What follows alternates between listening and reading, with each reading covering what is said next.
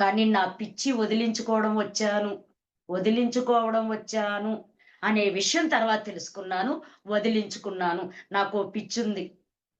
కుల పిచ్చి, మత పిచ్చి, ప్రాంతీయ పిచ్చి, సంసారం నాది.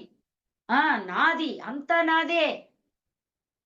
ఈ పిచ్చిలున్నాయి నాకు అవన్నీ పోయినియి. అవి ఎలా పోతాయి? మనమేమి చెయ్యక్కర్లా.